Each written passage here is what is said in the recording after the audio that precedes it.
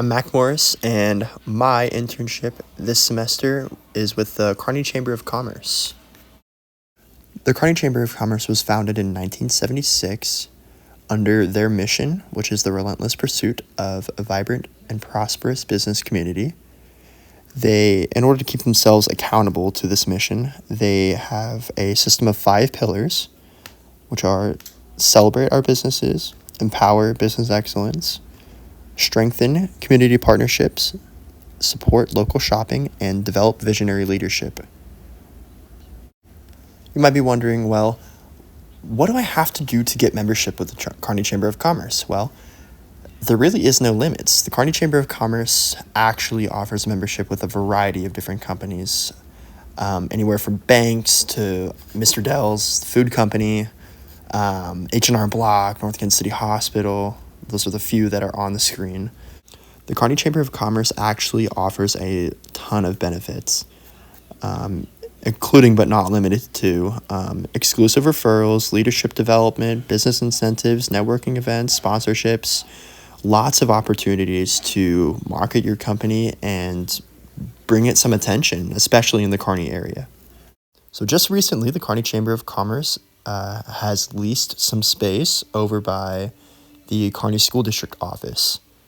Before that, they actually rented some space from Vermore Bank, which is another bank in Kearney. But I'd just like to take a moment to show off some of this new space and show you what it can be used for. Okay, this is the new Welcome Center and a little bit of multi-use space that's right next to it. This here is Stacy's office, featuring Stacy. Hi, Stacy. This here will be the office for our new full-time employee. This is some more multi-use conference-style space that is also accompanied by a kitchenette with a refrigerator. The Chamber of Commerce is a nonprofit that contains its own bylaws that have been approved by the City of Kearney. It has a board of directors that is led by an executive committee. And as you can see by this structure here, Stacy is the executive director of the executive committee. And all of the executive committee members are in charge of a specific aspect of internal function of the chamber. And the board of directors essentially acts as a vote for chamber dealings. The first position that I want to discuss is the president of the board.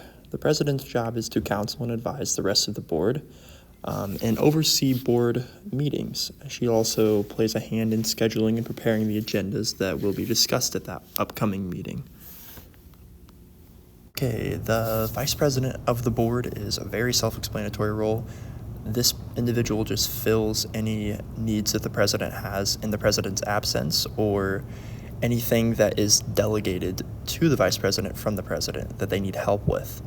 They succeed the president upon their term expiration, and our current VP is actually Miss Julie Cox. She works at Tobacco Barn Farm in Kearney, Missouri. Okay, this here is Nick Vasquez. He is our chamber treasurer. He writes all of our financial statements, does our taxes, manages chamber accounts, and develops the chamber budget. He is actually the leader of the financial committee, and he handles pretty much anything financial that the chamber needs to have handled. Okay, some of the general expectations that are set for executive committee members. You have to make it to all the meetings, board meetings, and executive committee exclusive meetings. So there's just double the attendance expectation for those members.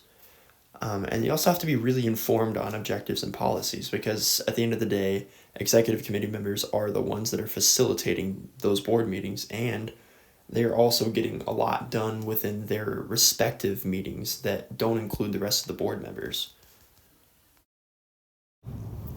Okay, here's some board member responsibilities. They have to attend as many meetings as they can, or they can be removed after, I think, 3 absences in a 12-month period. Have to actively participate in at least one chamber committee. It can be a temporary one, it has to be a permanent one. And then just participate, help set goals, and create programs and work plans. That's what the primary purpose of those meetings is for. And they have to be able to work with organizations on a regional and state level to promote business. Okay, as I stated before, there are only 2 employees with the Chamber of Commerce, so they have not spent a lot of time developing an HR policy agreement for employees, and so it's going to be very basic, and a lot of the policies are very self-explanatory and just general do's and don'ts of the workplace environment. Okay, the grievance policy is very self-explanatory. It's not really written anywhere, but this is the general understanding of how it should go. Employee to employee, speak to Stacy, the executive director, since she is the employer of any employee that's working for the chamber. Employee to executive director can speak with a executive committee member. And executive director to employee, Stacy will just address that herself as she is the primary employer of anybody at the chamber. Okay, sexual harassment. There is a zero tolerance policy for any of the above. Quid pro quo or quid per se, none of it's really accepted or tolerated. If you're going to make a foul joke, it's kind of at your discretion. If you offend somebody, you're probably going to lose your job. So it's just important to remain professional and keep all of that out of the workplace for everyone's benefit. Okay, unfortunately, there are no job promotions in this field. There are only 2 positions right now, which is the program and event specialist and Stacy, who is the executive director. Those are the only paid positions in the Chamber of Commerce. Okay, for the employees that the Chamber does have, there are a few offered benefits. Cell phone usage reimbursement is a big one. I know Stacy has her own phone that is provided from the Chamber that she uses for Chamber affairs. Travel cost reimbursement, so any gas used to do chamber work is reimbursed, or plane tickets. You get 10 days of annual PTO, and sick and catastrophic leave is given as needed, but not to be abused. Okay, these are called welcome bags. We give these to any new movers in the Kearney area, and we put promotional items in them that you will find on this paper. Okay, next up I'm going to show you some printing that we do. These are some pamphlets that we mail off, hand out, give out any chance we can get to advertise Kearney and the Chamber. Here's the finished product. Well, kind of. We're actually experimenting with some new paper, so very soon it'll be much more aesthetically pleasing. Okay, I'm here with Stacy Bratcher. She is the executive director of the Chamber of Commerce. And Stacy, what is an essential professional skill needed for this line of work? Well, thank you for asking me, Mac, and thank you for being my intern this year.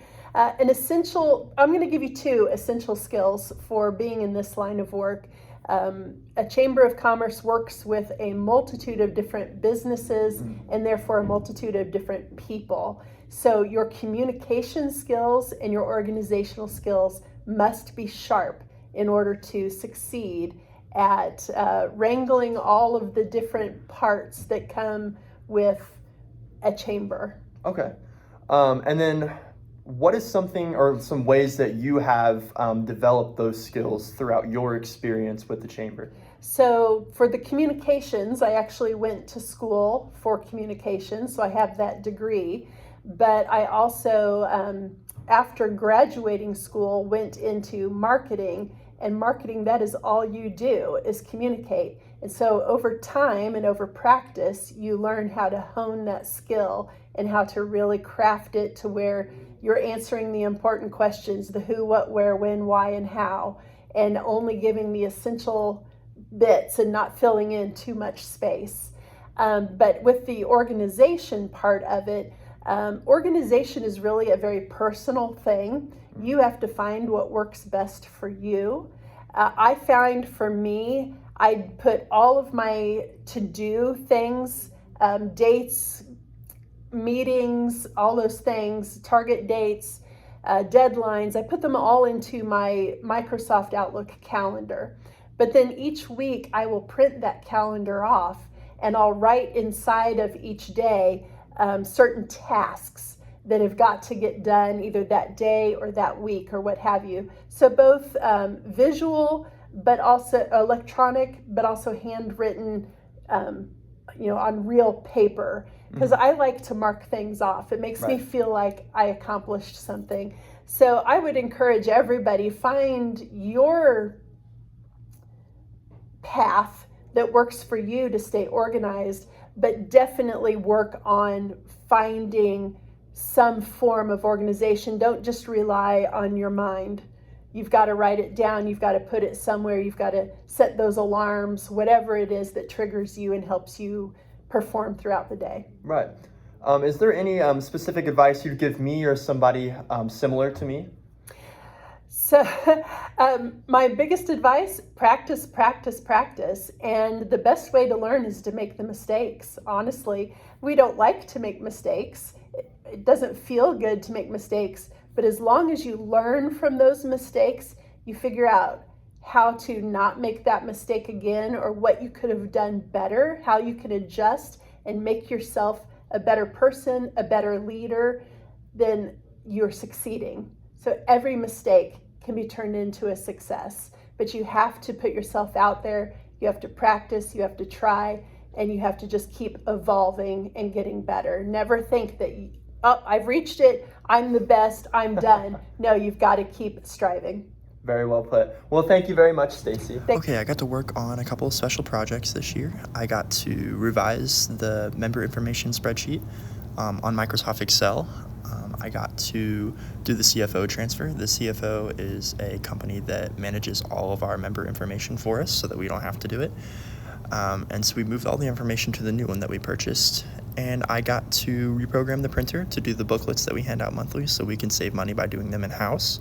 And I got to order tables and assemble them for the new location. The majority of my work done with the chamber this semester was project-based, but I did have some daily responsibilities. Attending ambassador meetings was a big one. Every month we have one, and it's centralized around retention and acquisition of members. I had to fill out and mail invoices that had members' dues every month. And then I also had to prepare and deliver welcome bags to new movers in the Kearney, Missouri area. Okay, I got to develop a lot of professional skills this semester through meetings, luncheons, and generally just interacting with people that I don't know. Maintaining eye contact is very important in that aspect of things.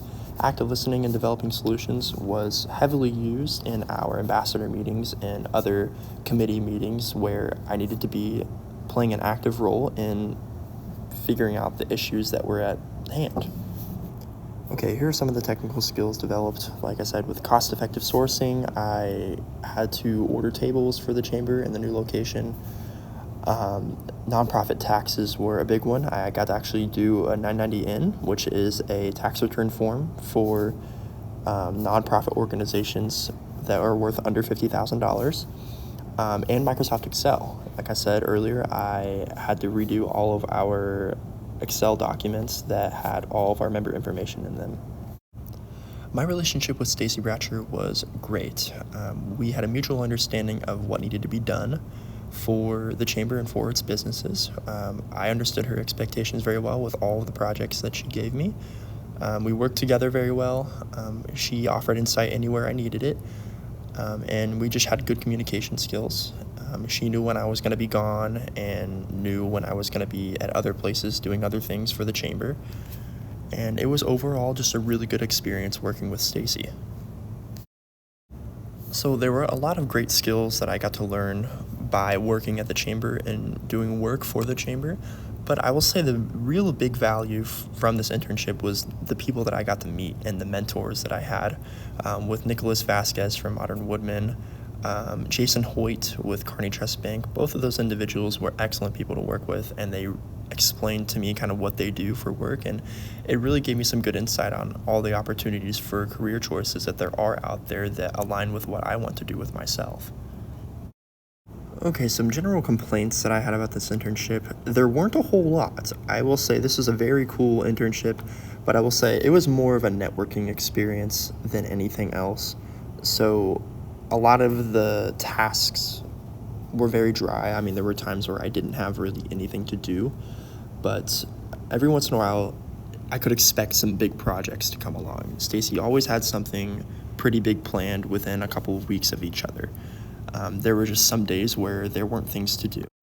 Okay, the kind of person that I would recommend this internship to would be somebody that would like to be challenged and likes big things and likes jobs that don't have a lot of structure. You can expect something new every single time you walk in the building. That's definitely what the Chamber of Commerce is. There are some dry periods, but stay engaged and go to all the luncheons and all the meetings and just network with people and meet people. But overall, I had a great experience with this internship. Thank you for watching.